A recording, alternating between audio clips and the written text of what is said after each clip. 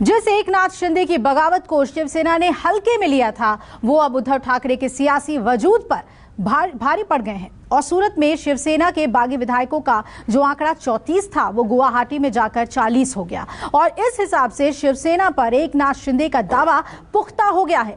ये भी कह सकते हैं कि शिवसेना अब उद्धव के हाथ से निकलकर शिंदे के कब्जे में चली गई है।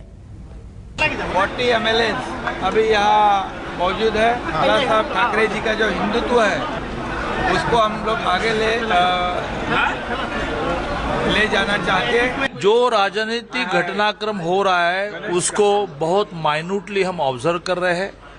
इससे कुछ परिवर्तन होगा यह कहना ये थोड़ा प्री मैच्योर्ड होगा। और मुझे आज भी पूरा विश्वास है कि जो MLA गुवाहाटी में बैठे हैं शिवसेना के, वो सोचेंगे और सोच रहे हैं। खुद एकनाथ शिंदे साहब भी सोचेंगे, हमारे मित्र, हमारे साथी, और वापस वो हमारे परिवार में दाखिल होगा। मगर मुझे पूरा विश्वास है कि उद्धव ठाकरे के नेतृत्व है वहाँ जो गवर्नमेंट चलाई है, इसमें कोई बदलाव करने की आवश्यकता हमें व्यक्ति नहीं। घड़ी की सुइयों के साथ संजय राउत की सांसें फूलने लगी। उद्धव खेमे की उम्मीद कमजोर पड़ने लगी।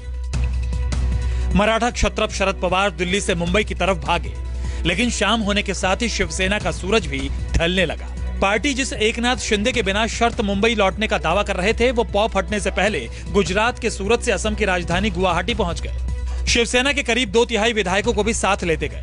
हालांकि शिव सैनिकों ने बागियों के खिलाफ गुस्सा दिखाया, बीजेपी के खिलाफ नारेबाजी भी की, लेकिन उद्धव की भैंस पानी में डूबने से बच नहीं सकी। इशारों ही इशारों में शिवसेना ने अपनी हार भी कबूल कर ली।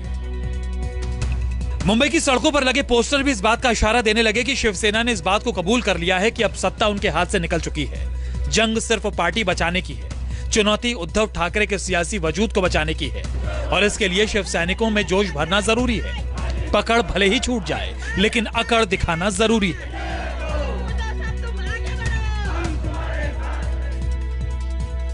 एकनाथ शिंदे की बगावत से शिवसेना की टूट तय होता देख महाविकास अघाड़ी के दूसरे घटक दल भी चौकन्ने हो गए। विधायकों को विरोधियों के पाले में जाने से बचाने की खातिर कांग्रेस भी हरकत में आ गई। सोनिया गांधी के निर्देश पर मुंबई पहुंचे कमलनाथ ने कांग्रेस विधायकों की बैठक ली। हालांकि बैठक में कांग्रेस के 44 में से 41 विधायक ही शामिल हुए, लेकिन कमलनाथ ने दावा किया कि पार्टी एकजुट है। कांग्रेस का कोई विधायक बिकाऊ नहीं है। बीजेपी सौदे की राजनीति कर रही है। कमलनाथ उद्धव ठाकरे से मुलाकात करना चाहते थे, लेकिन उद्धव ठाकरे के कोरोना पॉजिटिव होने के कारण मुलाकात संभव नहीं हो सकी। कुछ ही देर बाद उद्धव कैबिनेट की बैठक हुई, जिसमें शिवसेना कोटे के सिर्फ एक मंत्री ही शामिल हो पाए।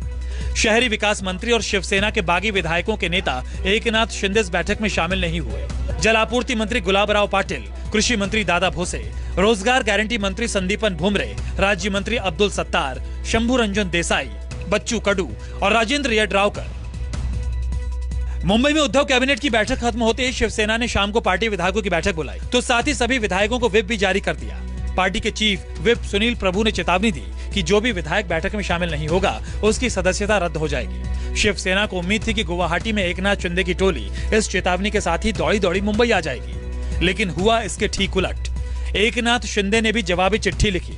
महाराष्ट्र के डिप्टी स्पीकर को भेजी चिट्ठी में शिंदे ने सुनील प्रभु के व्हिप को अवैध बताया और खुद को असली शिवसेना बताते हुए 34 विधायकों के हस्ताक्षर के साथ भरत गोगावले को मुख्य प्रतिनिधि बना दिया।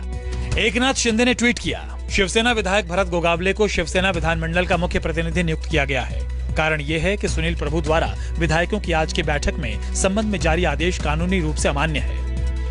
शिवसेना की लुटिया डुबोने वाले बागी नेता गुवाहाटी के होटल से लगातार ये दावेदारी करते रहे कि उनके विधायकों का कुनबा 40 से 46 तक पहुंच चुका है और आगे ये और भी बढ़ सकता है।